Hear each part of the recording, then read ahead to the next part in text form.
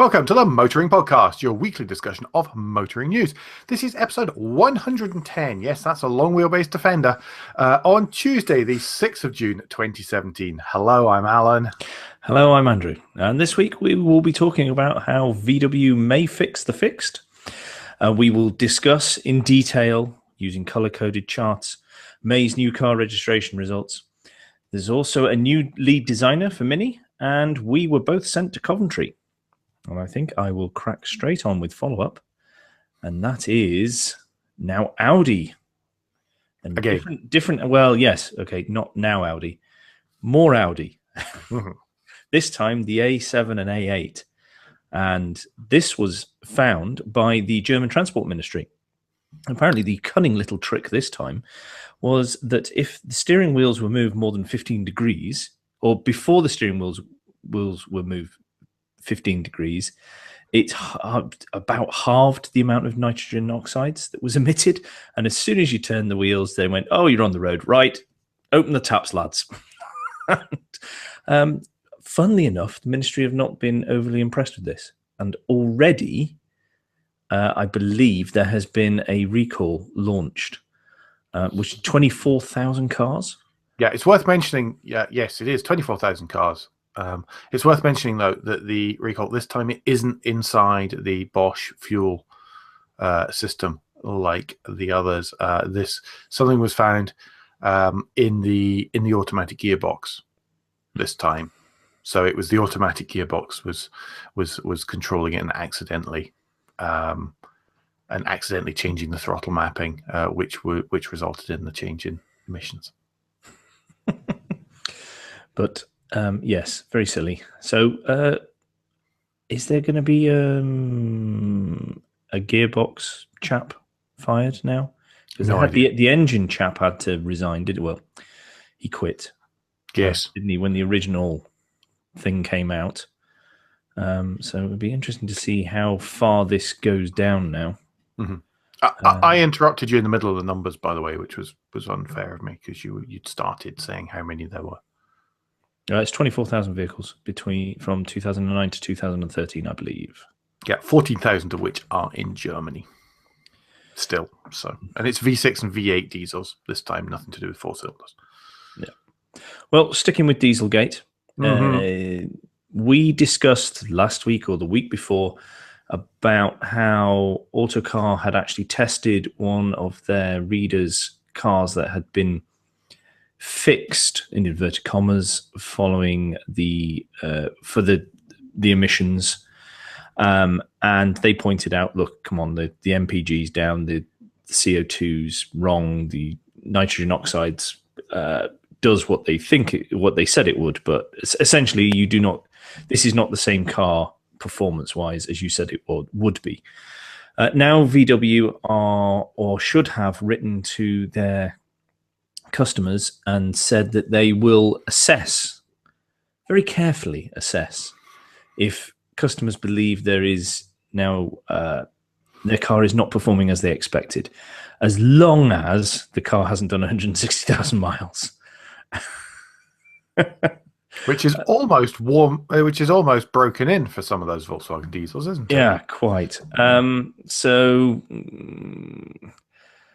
very carefully assess would be not admitting there's a problem, but they will look into things. I think that's as close as they're getting to saying there's an issue, isn't it, really? Mm-hmm. So, but at least they have reacted. Unfortunately, it took publication in a weekly magazine to get them to take action, but action has been taken. So hopefully, if anybody is unhappy with their engine, they can get that sorted for them. Yeah. Should we move on to the last piece of follow-up? Yeah, that's all the Dieselgate, thank God. Oh, thank goodness. Last piece of follow-up this week is what looks to be the new Dieselgate, and it is Uber Waymo Gate.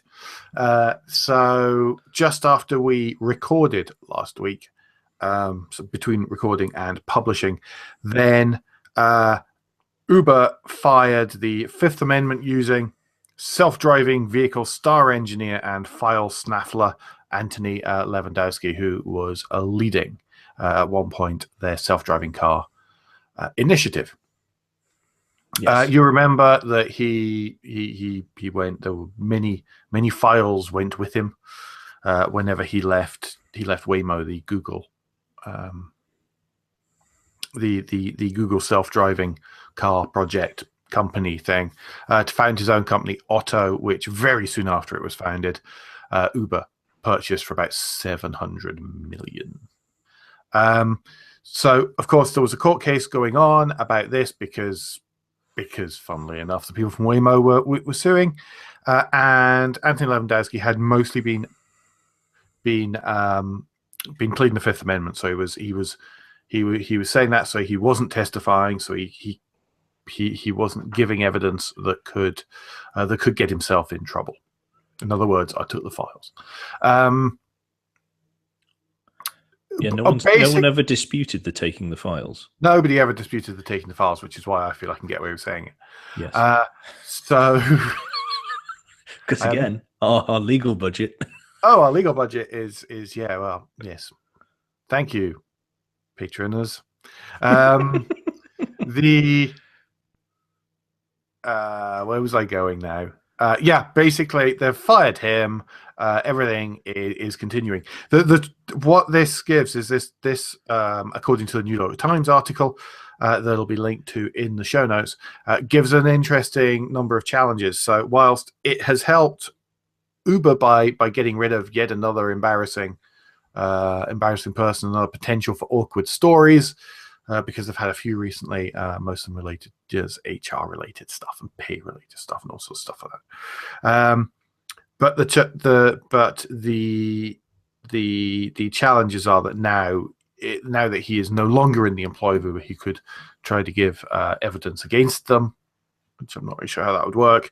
And in theory, it might make it easier for him to cut a deal in some way, shape, or form.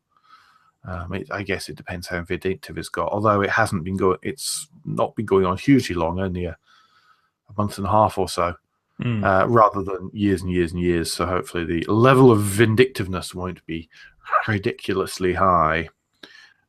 So yeah, but that's progressing. Hopefully it means I have to pronounce Lewandowski a few times fewer, which is a win. And that wraps up this week's follow-up. It does. And takes us happy skipping and dancing into the new car registration numbers for May from the SMFT, of course. It does.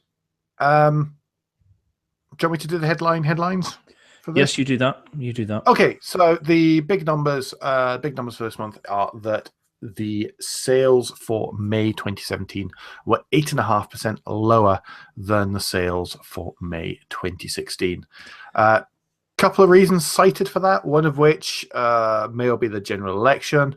The other one, of course, is that we are still in the lull after the evil shock of the April introduced taxation changes just there. So those are the reasons. It's not unexpected. So it's not as if it's an unexpected slump. I think it was there's going to be a tail off for those people who rush through to buy their cars in March rather than hanging on a wee bit there. In total, 186,265 cars were registered.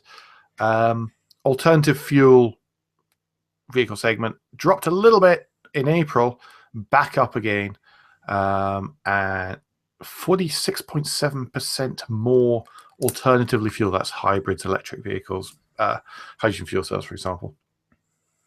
46.7% more vehicles registered than in April last year. There's going to be a number of those tonight. I'm really sorry. It was a busy weekend and then a couple of early mornings and late nights. So yeah, market share 4.4% for the month, which is pretty good.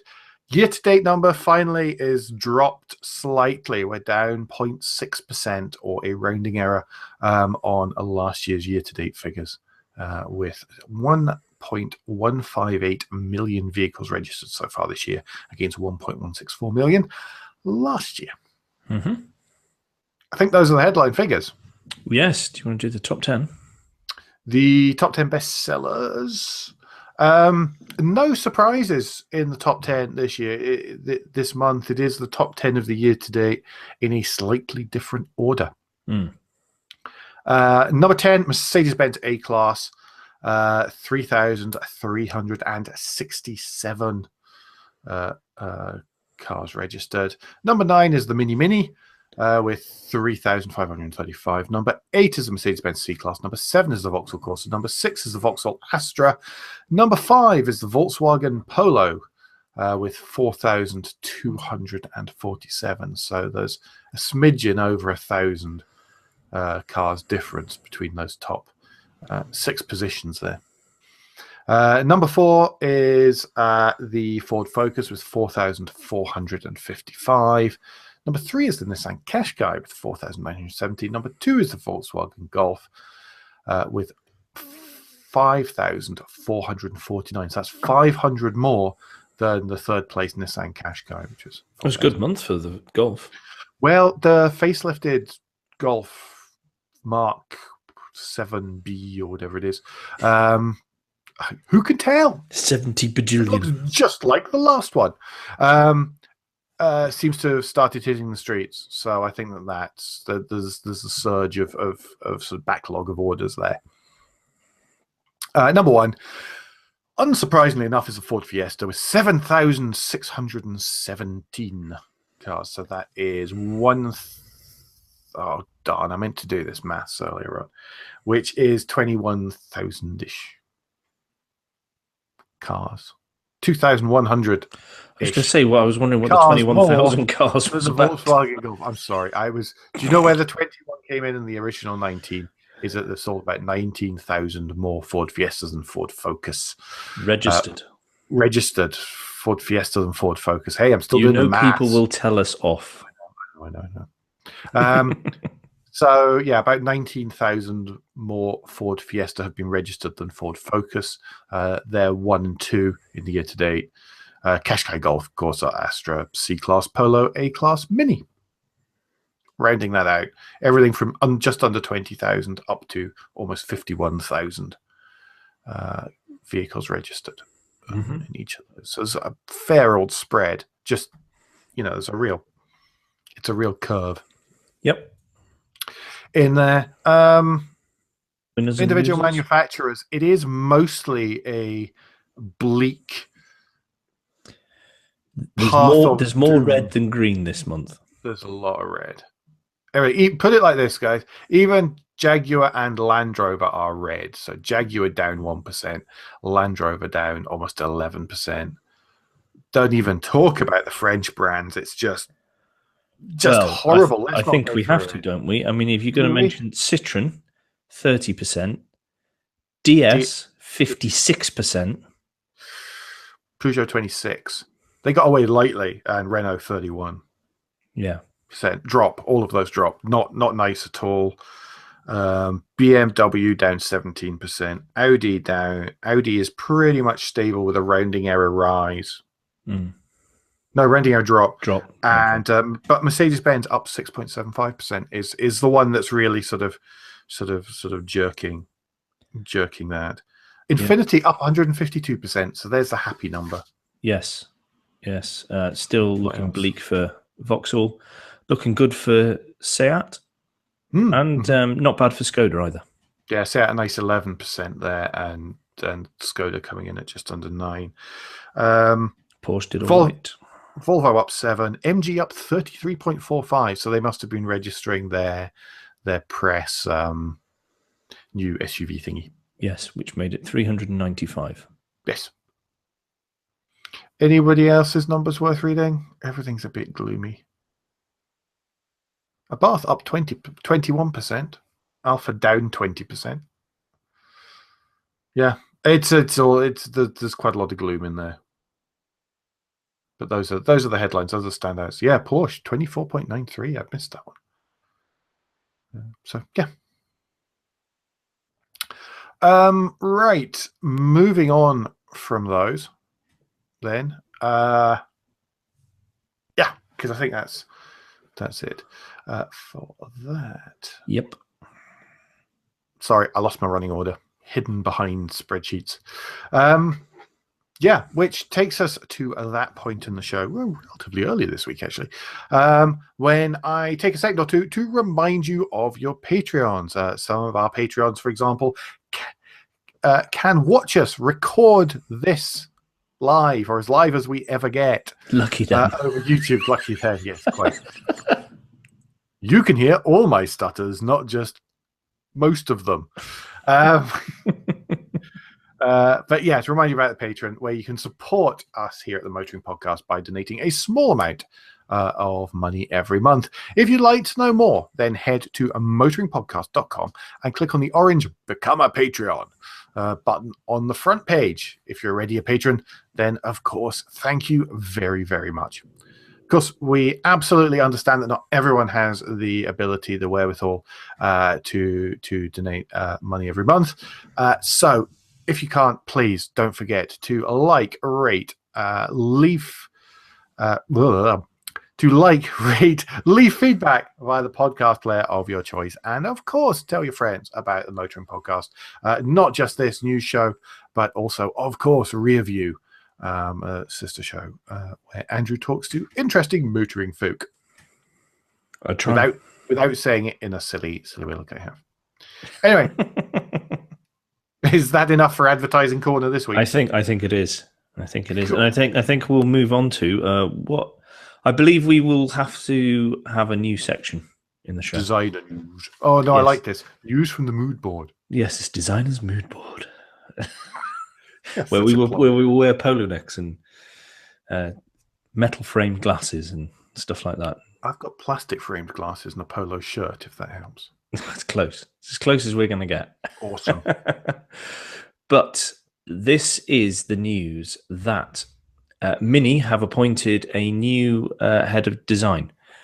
The chap is Oliver Heilmer. Heilmer? Is that how you pronounce it? I have no idea. Mr. Oliver, I apologize deeply for ruining your surname. The problem I've got is that apparently he's 42, and I looked at the picture and I thought, my God, he slept a lot then. 42. Get out of it. Anyway, you'll be able to see the picture in the automotive news article that is linked in the show notes. But he will be starting on September the 1st, and he moves from the BMW Design Work subsidiary. So this is effectively an internal appointment, and he's going to be charged with immediately trying to update the look, and then incorporate an electric vehicle into this styling. So, well, it can only end up more attractive than most of the current Minis. The blobby, bloated things, water retention. How are you going to make them better? They're not going to get smaller, are they? And not everyone really expects to see those sort of headlights. And but those wings and the. But the original new Mini was actually quite an attractive little car, which seems to have become more and more bloated as the design language has been squidged a bit. To be honest, it's almost at the stage where you could actually move on from that design language, or at least evolve that design language, which is something which is much needed. It's so interesting to see, because it'll actually be funny to see if people have a pop going, well, you've ruined the looks of Minis. That's unlikely. That's like saying you've ruined the looks of a SsangYong. You know, it's just not something which really happens. No, that looked, yeah, it just doesn't work. I don't think I've ever seen an attractive looking SsangYong, to be honest. Not even from the original Musso. Anyway, I'm getting distracted. The other thing to point out there, by the way, is designer of that original Mini, Frank Stevenson, also has left McLaren Cars, where he's led the design team for a little while. I saw a thing on LinkedIn. Yeah, so he's moved on.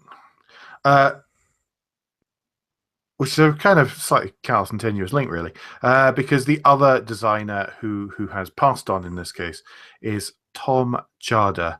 There'll be a link to an article from Car Design News, talking about the work that he's done over the past many decades. Sadly, lost a battle with cancer earlier on in the week. The two cars he's probably most famous for, amongst, as well as the work he did at Ghia, the work he did for De Tomaso designing the Longchamp, the Deauville, the work he did for Pininfarina and Fisore, are probably the Fiat 124, and of course I mean the original one, not the current one, Fiat 124 Spider, and the Mark 1 Fiesta. He became his kind of signature style, if I can put it that way, was very much about having these clear, bold, clean lines, and that's what he's famous for. Far more examples, far more story in that car design news obituary. So I would strongly recommend that as a read. It's worth sort of 10-15 minutes of your time. That's true. It is. Next up, this weekend is a Formula E weekend, and it's one of the ones that makes up for the fact that there's a lack of London E-Prix this year, sadly. Thank you, Battersea.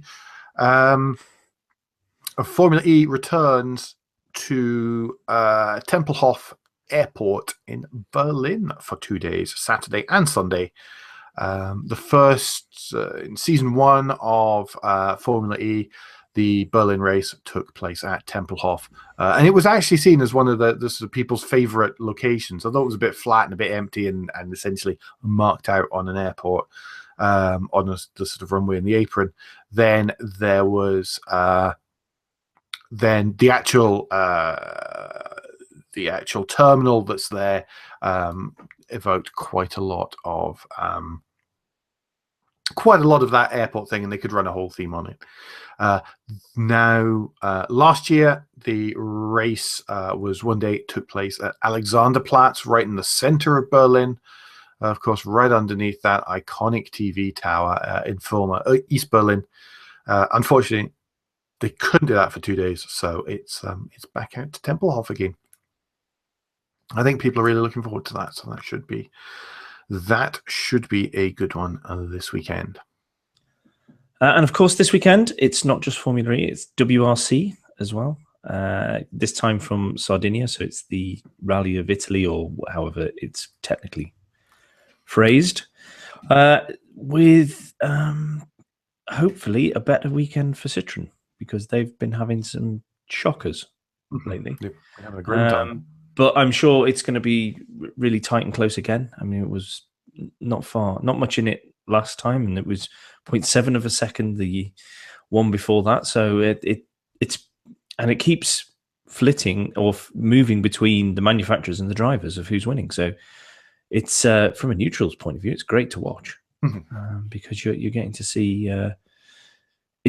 Everybody is competing, and that's excellent. So I'm looking forward to actually watching some of that this weekend with a bit of luck. Hopefully. You are actually home this weekend and not. Yes. That's the idea. Yeah, that's the theory anyway. I think that moves us on to list of the week. It does. And this week isn't, it's been the SMMT figure week, so we try not to go too over the top with the number of lists in one particular show. So this week, the list is very much made up of pictures, and it is from James Atwood on Autocar, and it is the best of the Concorso d'Eleganza at Villa d'Este 2017. So it's the best of the Villa d'Este concours from a couple of weeks ago now. Yeah, weekend before last. And yeah. It's many photos on the way through. So I mean, we're not going to go through all of them, but it includes awesome stuff, doesn't it? It involves there's a fantastic Rolls-Royce Phantom 1 in there, Bugattis, Bentleys, Lagonda, 300 SL. There's modern stuff like the Renault Trésor concept car that was shown at Geneva, which is a fantastic way to see the world, if not through rose-tinted specs, then through a rose-tinted windscreen. And my favorite from all of the ones that are shown is the Lurani Nibbio. That's Nibbio. Look it up. I'd never heard of it, but it looks absolutely minuscule and really, really cute. It almost looks like a toy car, a toy racer car. So have a little bit of a look, and see that on the way through the list. So loads of stuff. Beautiful, really nice photos. Beautiful cars on the banks of Lake Como. It looks terrible. Looked terrible when everyone was there. Dreadful for everyone who was there. With our sympathies to everyone who had to attend. Darren McKenna, who was there taking his own photos. I don't believe these are his. But yeah, he was. Guess he looked like he was having a terrible time, or something. Which brings us kind of rapidly, actually, to the and finally this week, which may well take a little while, really, because we, as people may well have noticed on social media, particularly on Sunday evening, were at the Coventry Motor Fest this weekend. Yes, both of us in the same place at the same time. 2 days. No wormholes opened up. Well, none that I noticed anyway. Well, no, one has. We found one thing missing from what we did over the weekend. But yeah. Never mind. So we spent most of Saturday, much of Sunday, wandering around the streets of Coventry and just looking at stuff. Yeah, really great. I mean, the format of the Coventry Moto Fest. Sorry, I need to pronounce it properly. Motorfest is that I think it's cars before 97 or 98.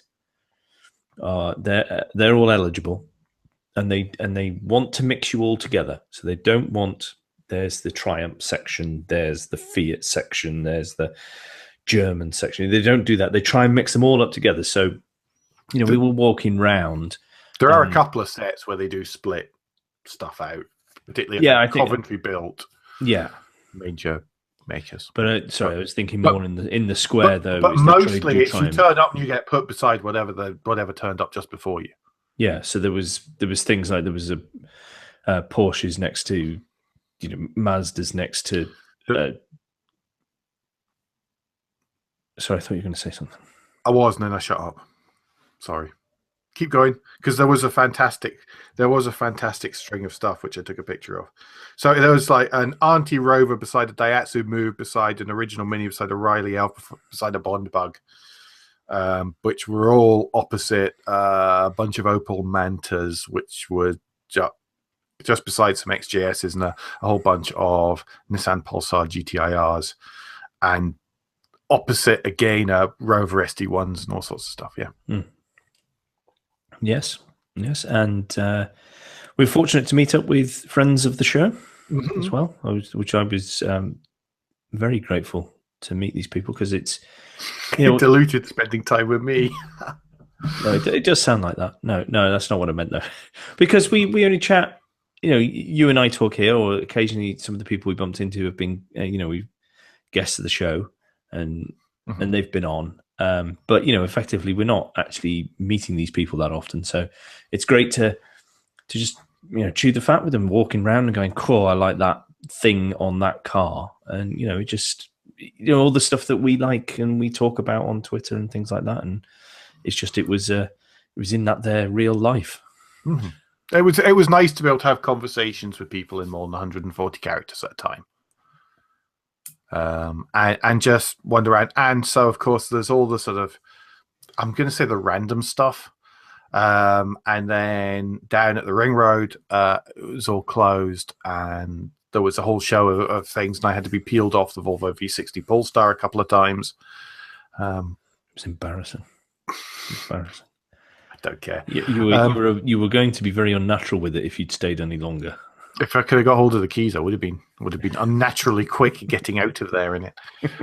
So there was also a whole lot of cars from, again, the British Motor Museum, the Jaguar Heritage Trust, stuff that you don't really see. You normally would only expect to see in a museum, not be there and be able to look at it from every angle. I mean, one of the highlight cars this year for me was the Jaguar XJR 13, which was I should have looked up the history, shouldn't I?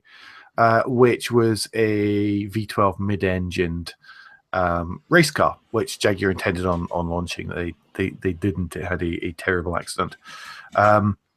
Is that the one that we saw that's the Saturday green, very low, driving through that was incredibly loud? That one. Yeah, it was a beautiful, beautiful vehicle. Clear back over the engine. Yeah. That's the bunny. Yep. British Racing Green, etc., etc. I believe it was developed for Le Mans. I'm not going to go any further into a description of XJR 13 because I'll get it wrong, and everyone will correct me. So go look it up on Wikipedia or your reliable source of choice. To tell you more about that, there was that. There were off-road buggies. There was the Mini Cooper S that won the 1965 Monte Carlo Rally was just sitting there, and you could peer through the windows and take pictures and whatever. Just the fact that everybody can get so close to stuff is just genius. Even the very, very valuable. They were driving them quick. They weren't racing them because they were going one at a time, but they were driving them quick. They were going through. They had picked a very good spot because it was going into and out of tunnels. So obviously you got fantastic sound and reverberation. There was also the drifting, and I think they had stock cars when we walked down there, but they were parked up. There were. There were also that drifting. Sorry, yes. The drifting there was another section. bit. There was a small drifting arena, which was very brave because it was Formula D or Formula G drifting, I forget, which is normally based down the road from me at Santa Pod. They had a small slalom. They were going in pairs, or they were individual as well. We saw on the Sunday. Rich and I saw on the Sunday. And they're going in and out of the pillars that hold up the ring road. So if they got it wrong, then not all of the obstacles were going to just ping out the way like the lightweight road cones that some of the course was made of. Really good to see, as ever. Great to see. To be honest, I quite like the little drifting bit because it's right there. It's in a normally what's a car park underneath the road. It's got a real Fast and Furious outlaw type feel to it, which is fun because normally these things happen in wide open spaces to get that atmosphere, and everyone's like 6 deep trying to see through the fence and stuff, which is really cool. Yep. Yeah. And there was a display outside the Motor Museum as well. There were other cars, particularly on the Saturday. There was, it's not exactly overflow, but there was another place where cars were parked up outside. Down from the main square, Broadgate, Broadgate, wasn't it? Broadgate, I think, yeah. And live music, all sorts of stuff. Yeah. Really good. Really good. Excellent couple of days out, and so many people there. Yes. Even though it was wet, it got really quite wet on the Sunday. But just loads and loads of people enjoying it, looking, something for everyone.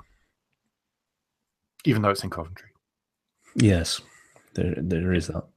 There is that. But there was there was also displays from manufacturers, wasn't there? I mean, I know you mentioned just the BMW were there, and that's something that struck me both days. Is even though the i8 has been out a long time now, it was surrounded all the time by people wanting to take pictures, wanting to have a look inside and everything.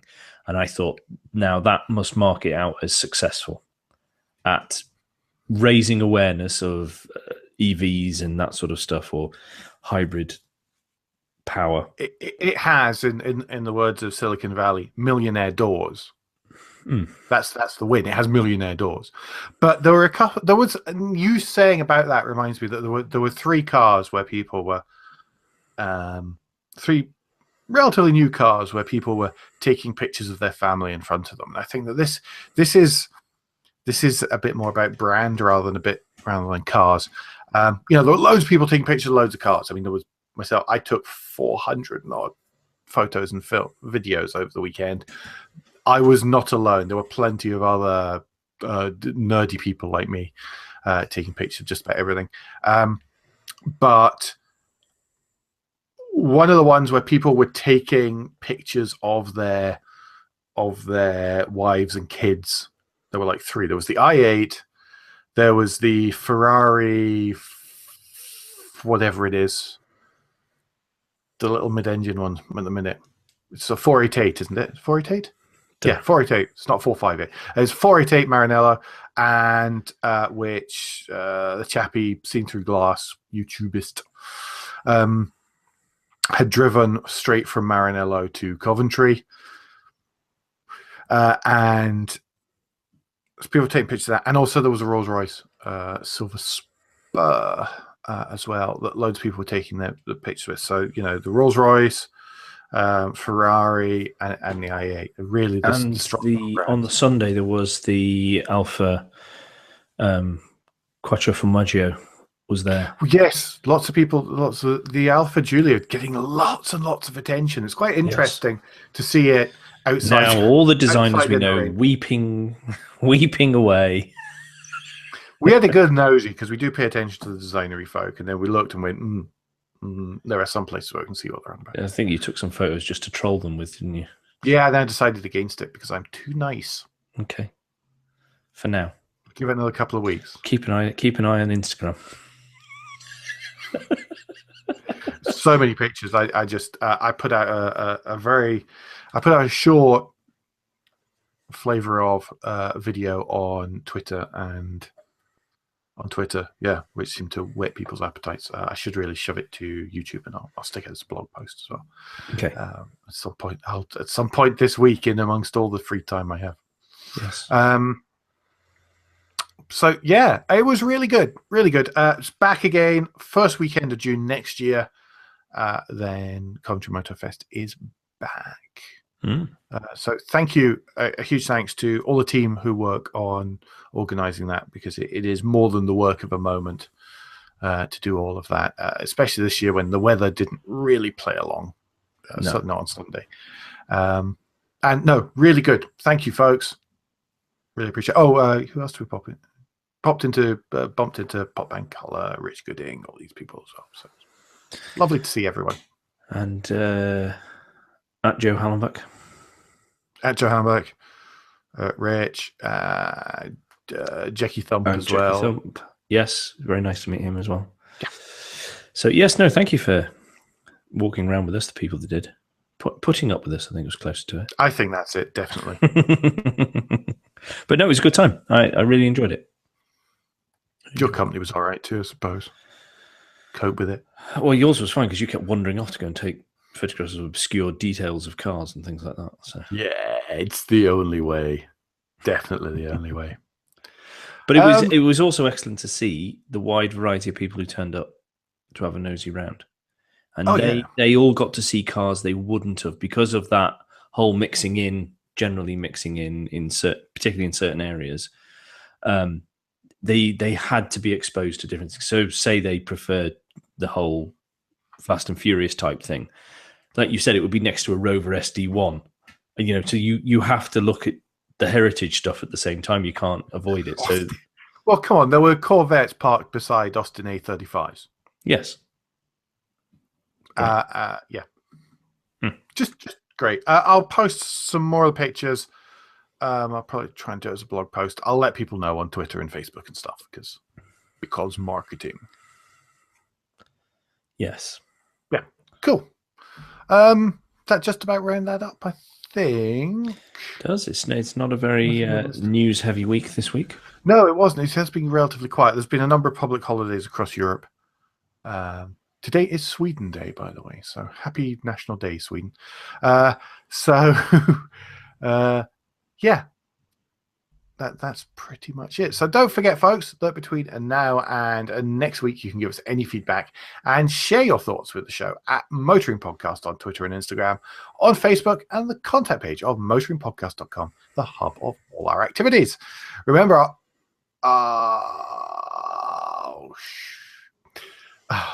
sorry, Andrew. That's what happens when you just don't read stuff properly. Don't forget that between now and next week, you can give us any feedback and share your thoughts with the show at Motoring Podcast on Twitter and Instagram, on Facebook, and on the contact page of motoringpodcast.com, the hub of all our activities. Please don't forget our Patreon offer, which you can get to motoringpodcast.com and then click on the Patreon button, or go to motoringpodcast.com/support. Ratings, reviews on iTunes for both Motoring Podcast News Show and Review are always appreciated. They make a huge difference, and it really, really does matter. Andrew, what's the best way to get in touch with you? Best way would be via Twitter. If you search for Cracked Windscreen, you will find me there. And Alan, if people want to point out that you have named the wrong designer for Lotus Design, what is the best way for them to do that? You can get me on Twitter. I'm slightly check your Twitter paranoid. thing. Oh, you can get me on Twitter at AJP Bradley, BRADLEY. I've been completely distracted by Andrew. We'll be back next week. Until then, I've been Alan Bradley. I've been Andrew Clues. Safe motoring. Dread.